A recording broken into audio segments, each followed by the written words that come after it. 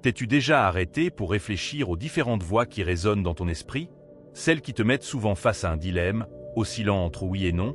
Dans cette vidéo, nous allons chercher à savoir d'où viennent ces voix, pourquoi elles sont si persistantes, et surtout, comment nous pouvons commencer à les faire taire. Dans les prochaines minutes, nous examinerons des stratégies pour équilibrer ces voix, afin que tu puisses agir avec confiance sans être aveuglé par l'anxiété. Nous considérons souvent notre propre dialogue interne comme un champ de bataille, ou de opinions contradictoires et battent pour la suprématie. Mais prêtons-nous vraiment attention à ce qui est juste? Que représentent ces voix et qui contrôle réellement ce récit interne? Imagine que tu te prépares à un entretien d'embauche important. Une partie de toi peut être pleine de confiance, pensant « Je suis parfait pour ce travail, j'ai toutes les compétences nécessaires ». D'un autre côté, une voix peu sûre d'elle murmure « Et si je ne suis pas ce qu'il recherche? Et si j'échoue ?» Cette lutte interne est commune à chacun d'entre nous, et comprendre comment la gérer peut non seulement apporter la paix, mais aussi une meilleure compréhension de qui nous sommes. Alors, rejoins-moi pour découvrir ensemble comment trouver le calme au milieu du chaos de nos pensées. Prépare-toi à tout apprendre sur le sujet. Mais d'abord, n'oublie pas de t'assurer que tu t'es abonné à la chaîne. Au fil des pages suivantes, tu découvriras comment ton esprit fonctionne vraiment et comment tu peux obtenir tout ce que tu veux. N'oublie pas, ton esprit crée tout ce que tu veux, il faut juste que tu saches l'utiliser. Dans notre vie quotidienne, nous faisons tous l'expérience d'un curieux phénomène. Deux voix à l'intérieur de nous, l'une nous disant que les choses vont s'arranger et l'autre nous avertissant de possibles catastrophes. Cela peut être au travail, où un projet difficile nous fait osciller entre la confiance et le doute, ou dans les relations, où la peur du rejet rivalise avec l'espoir du bonheur. Cette bataille interne est non seulement épuisante, mais elle influence aussi profondément notre façon de nous comporter et de réagir aux situations. Pourquoi ces voix existent-elles? Elles surgissent parce que, en tant qu'être humain, nous avons une incroyable capacité à prédire et à planifier. Mais cette capacité, qui nous aide à nous préparer et à nous protéger, peut aussi nous piéger dans des cycles d'anxiété et d'inquiétude. Dans cette rubrique, nous allons voir comment ces voix se forment et comment elles influencent nos décisions quotidiennes. Imagine que tu es sur le point de faire une présentation importante. Une voix t'encourage, te disant que tu es bien préparé et que tu vas réussir. En même temps, une autre voix insiste pour te rappeler tout ce qui pourrait mal tourner, sapant ainsi ta confiance. La clé ici n'est pas de faire taire complètement l'une ou l'autre voix, mais de comprendre leur but et d'apprendre à gérer leur influence. En fin de compte, les deux voix ont un rôle, celui de protéger et de préparer. Mais lorsque nous laissons la peur ou l'excès de confiance commander notre comportement, nous pouvons finir par perdre l'équilibre nécessaire pour agir efficacement. Il est fascinant de constater que, dans les moments de grande tension ou de décision, nous pouvons soudain trouver un calme inattendu. T'es-tu déjà retrouvé dans cette situation où, malgré une agitation mentale constante, un instant de clarté apparaît et tout semble se calmer? Ce sont les moments où notre intuition semble parler plus fort que les voix de la peur et du doute. Mais qu'est-ce que cette intuition?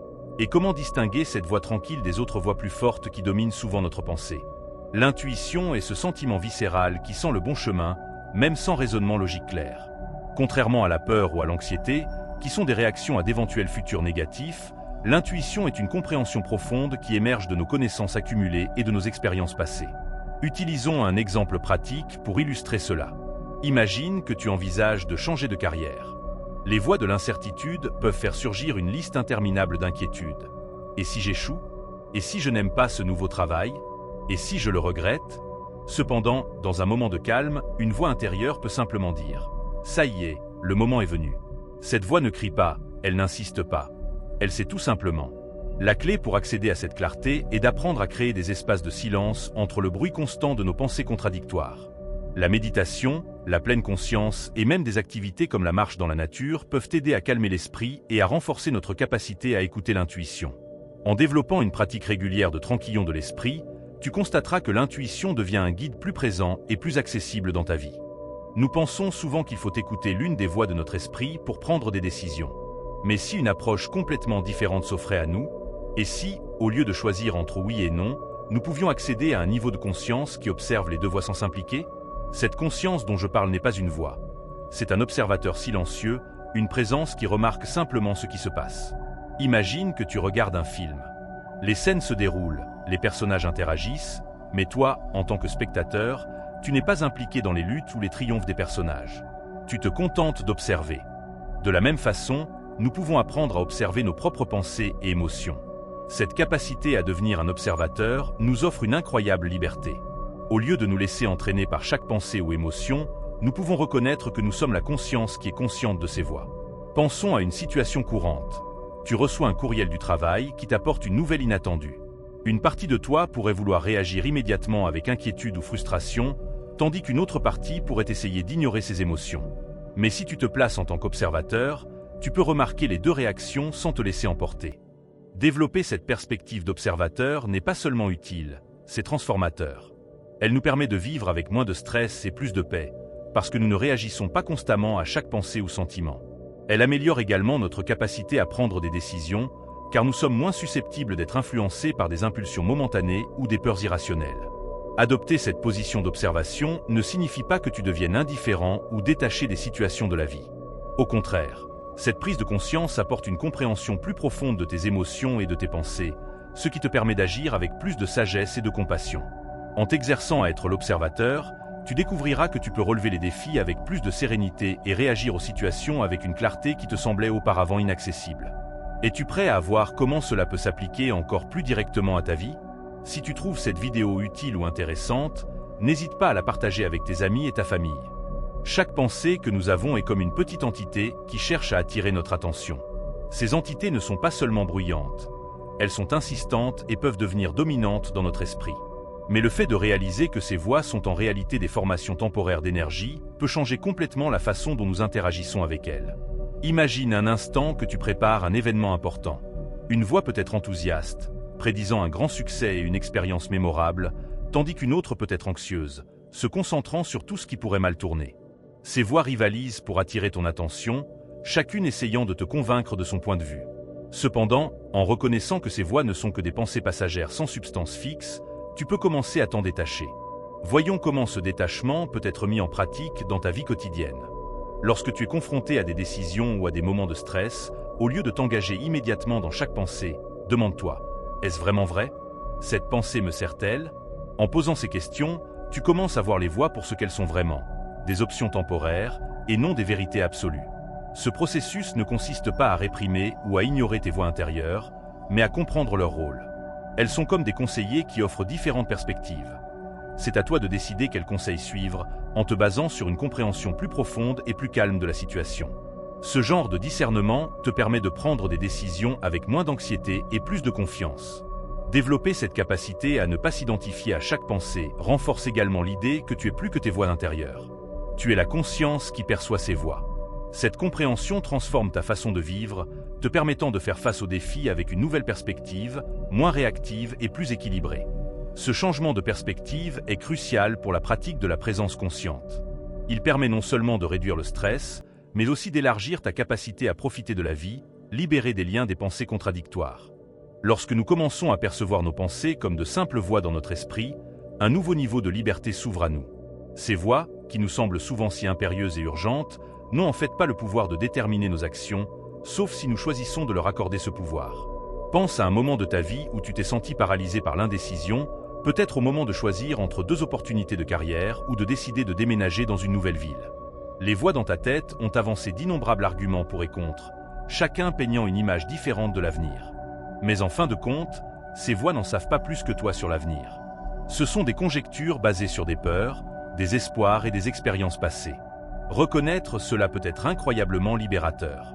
Au lieu de te laisser emporter par ces spéculations, tu peux choisir de voir ces voix pour ce qu'elles sont vraiment. Des manifestations de tes propres pensées et émotions, sans connaissance réelle de ce qui va arriver. Cela ne diminue en rien l'utilité de réfléchir soigneusement à tes décisions, mais cela permet de relativiser ces pensées. Pour pratiquer ce détachement, tu peux commencer par observer simplement tes pensées comme s'il s'agissait de nuages passant dans le ciel. Tu remarques leur présence, mais tu ne t'attaches à aucune en particulier. Cet exercice peut t'aider à voir combien de tes inquiétudes sont passagères, et dans bien des cas, infondées. Cette compréhension permet non seulement de réduire l'anxiété, mais aussi de renforcer l'idée que tu es l'observateur de ces voix, et non leur serviteur. Au fil du temps, cette pratique peut conduire à une plus grande clarté mentale et à une paix intérieure plus profonde, car tu apprends à ne pas donner autant de poids aux récits internes qui dominent souvent ton attention.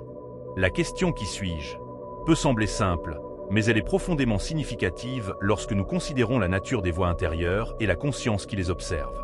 Nous any sommes pas les voix que nous entendons dans notre tête. Nous sommes la conscience que les percoit. Cette compréhension nous entraîne dans un voyage de connaissance de soi qui redéfinit notre identité de façon fondamentale. Réfléchir à qui nous sommes au-delà des voix dans notre tête nous permet d'accéder à un niveau d'être exempt de conflits internes et de doutes. Par exemple, face à une décision difficile, les voix intérieures peuvent offrir des opinions contradictoires basées sur la peur ou le désir. Cependant, la conscience qui observe ces voix reste impartiale, sereine et stable. En cultivant cette conscience, nous commençons à considérer les voix comme de simples aspects de notre expérience humaine et non comme définissant notre véritable essence. Ce processus implique de réaliser que, bien que les voix puissent offrir des perspectives ou mettre en évidence des risques, elles ne sont pas ce que tu es vraiment. Tu es l'espace dans lequel ces voix apparaissent et disparaissent. Un moyen pratique de renforcer cette perception consiste à pratiquer la pleine conscience et la méditation, qui nous apprennent à revenir au moment présent et à observer nos pensées et nos émotions sans porter de jugement. En pratiquant régulièrement, tu commences à ressentir un sentiment d'espace et de calme intérieur qui est ta vraie nature. Cette clarté sur notre véritable identité ne procure pas seulement une paix intérieure, mais améliore également notre interaction avec le monde. Sachant que nous ne sommes pas définis par les voix dans notre tête, nous pouvons faire face aux défis et aux opportunités avec plus de calme et de confiance, en opérant à partir d'un centre d'équilibre et de compréhension. Développer la pratique de la présence est essentiel pour différencier et finalement transcender les voies conflictuelles de notre esprit. Cette pratique ne se limite pas à la méditation au sens traditionnel du terme. Il s'agit de cultiver un état de pleine conscience dans toutes les activités quotidiennes, ce qui permet une connexion plus profonde avec le moment présent. Par exemple, lorsque tu manges, au lieu de te perdre dans des pensées liées au travail ou à des préoccupations personnelles, essaie de te concentrer pleinement sur les sensations du moment. La saveur de la nourriture, les textures et ce que tu ressens en mangeant. Ce simple acte de pleine conscience peut t'aider à faire taire les voix intérieures qui nous détournent souvent de nos expériences directes. En outre, intégrer des moments de pause en pleine conscience au cours de la journée peut être extrêmement bénéfique. Il peut s'agir simplement de s'arrêter quelques minutes pour respirer profondément et observer ton environnement, ou peut-être de fermer brièvement les yeux pour sentir la présence de ton corps et écouter les sons de ton environnement. Ces petits actes de présence aident à recalibrer ton attention en la détournant des récits mentaux et en la ramenant à l'ici et au maintenant. La pratique de la présence s'étend également à la façon dont nous interagissons avec les autres. Dans les conversations, par exemple, essaie d'être pleinement présent avec ton interlocuteur, en l'écoutant activement plutôt qu'en planifiant ta prochaine réponse. Cette approche permet non seulement d'améliorer la qualité de tes relations, mais aussi de diminuer la tendance à se laisser emporter par les voies du jugement ou de l'analyse qui peuvent surgir dans ton esprit. Ces techniques simples mais puissantes de présence peuvent transformer ta façon de vivre, en t'apportant clarté et paix au milieu du bruit constant des pensées conflictuelles. En intégrant ces pratiques à ta routine quotidienne, tu améliores non seulement ta santé mentale, mais tu enrichis aussi tes expériences quotidiennes. Elles offrent un moyen efficace de réduire le stress et d'augmenter le bien-être général, en cultivant un état de calme et de réceptivité qui profite à tous les domaines de la vie. Ne passe pas à côté d'un contenu aussi précieux que celui-ci. Abonne-toi maintenant et active la cloche pour ne pas manquer les prochaines vidéos. Rejoins notre communauté maintenant. Accepter de ne pas savoir est l'un des plus grands défis auxquels nous sommes confrontés, mais aussi l'une des pratiques les plus libératrices. Dans notre culture, nous valorisons souvent les certitudes et les réponses définitives, ce qui peut nous conduire à une recherche incessante de solutions et d'explications pour tout ce qui nous arrive. Cependant, cette recherche peut devenir une source d'anxiété et d'insatisfaction constante, car la vie, par sa nature même, est pleine d'incertitudes.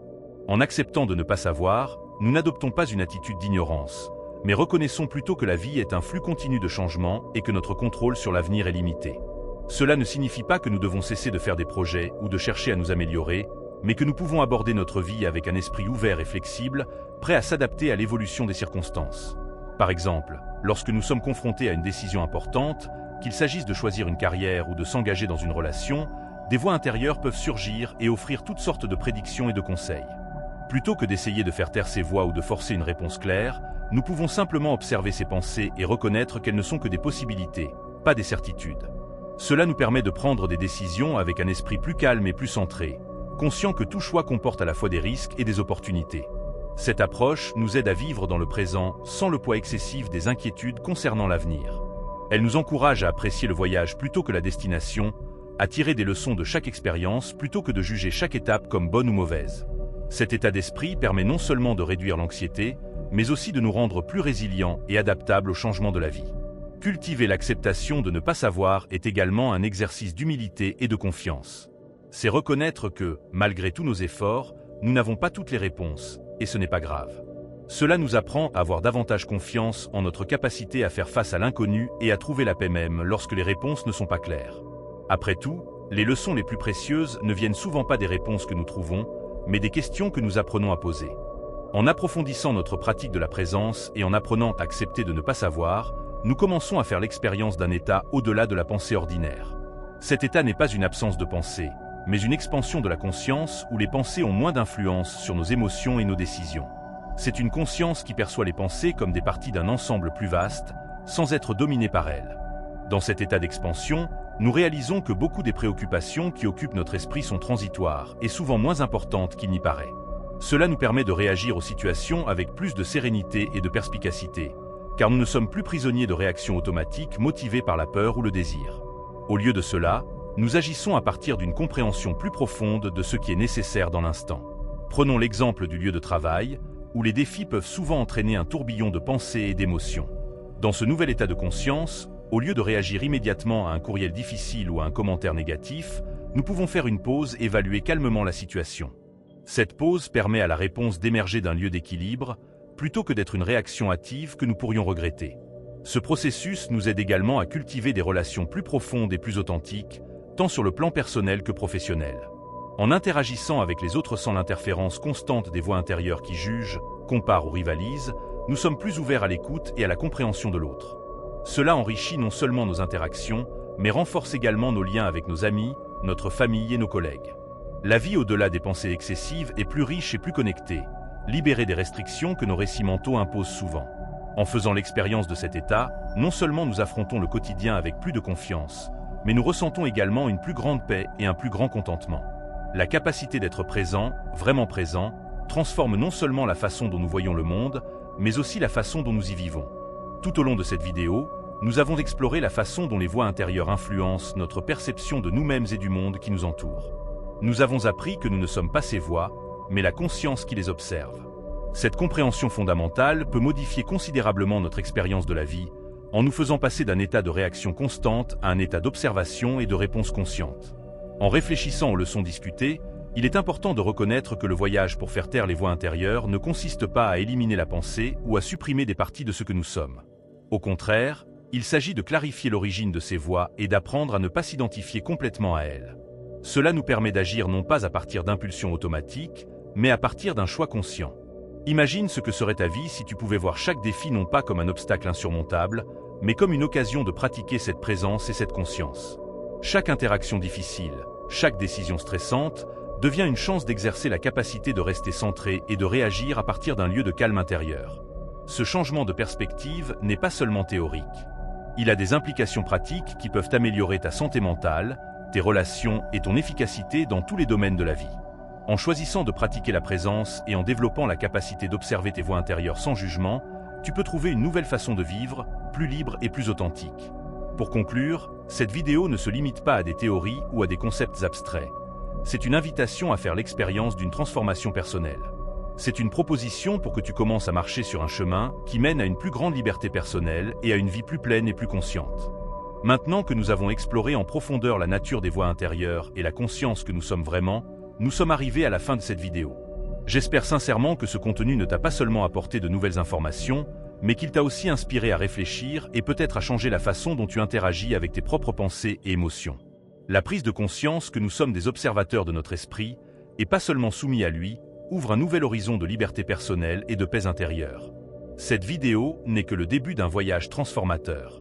Tout au long du temps que nous avons passé ensemble, nous avons discuté du fonctionnement des voix intérieures, de la façon dont elles peuvent dominer notre vie sans que nous nous en rendions compte, et de la façon dont nous pouvons commencer à nous en éloigner afin de vivre de façon plus consciente et délibérée. Mais la compréhension de ces concepts n'est que la première étape. Le véritable défi et la transformation commencent lorsque nous appliquons ces idées dans la pratique quotidienne. Je t'encourage à ne pas laisser la fin de cette vidéo marquer la fin de ton exploration. Choisis un aspect de ta vie quotidienne, peut-être un moment récurrent de stress ou de décision, et commence à appliquer consciemment la pratique consistant à observer tes voix intérieures sans jugement. Cela peut être aussi simple que de prendre une profonde respiration avant de répondre à un courriel compliqué ou de faire une pause pour sentir physiquement tes pieds sur le sol avant d'entrer dans une réunion difficile. En plus de la pratique quotidienne, il peut être extrêmement utile de tenir un journal de réflexion sur ces expériences. Écrire sur tes pensées, tes sentiments et tes découvertes peut non seulement t'aider à traiter ce que tu vis, mais aussi te donner des indications précieuses sur tes progrès et les domaines qui peuvent encore nécessiter plus d'attention. Et si tu te sens inspiré par cette vidéo, pense à la partager. Chaque personne mène un combat unique contre les voix intérieures. Et ta recommandation pourrait être exactement ce dont quelqu'un a besoin pour commencer son propre chemin de découverte et de liberté. De plus, abonne-toi à la chaîne et active les notifications pour recevoir plus de contenu qui peut t'aider, toi et les autres, à vivre de façon plus consciente et intentionnelle. Enfin, ta voix est cruciale dans cette conversation. Le voyage vers la compréhension et la gestion des voix intérieures est profondément personnel, mais aussi universel. En partageant tes expériences, que ce soit dans les commentaires sous cette vidéo, sur les forums ou dans les groupes de discussion, tu contribues à construire une communauté de soutien mutuel et d'apprentissage. Laisse donc un commentaire pour nous parler de ton expérience. Comment as-tu observé tes voix intérieures? Qu'en as-tu appris? Y a-t-il des défis particuliers auxquels tu as été ou es confronté? Comment les as-tu surmontés ou comment espères-tu les surmonter? Vos histoires et vos questions enrichissent non seulement notre communauté, mais m'inspirent également pour vous apporter un contenu toujours plus pertinent et utile. Je t'encourage à entretenir cette conversation, que ce soit en y réfléchissant seul, en discutant avec des amis ou en partageant tes expériences et tes découvertes avec la communauté en ligne. Si cette vidéo t'a été utile, pense à t'abonner à la chaîne. Cela permet non seulement de soutenir le travail que nous faisons ici, mais aussi de diffuser ces idées transformatrices à d'autres personnes qui peuvent en bénéficier.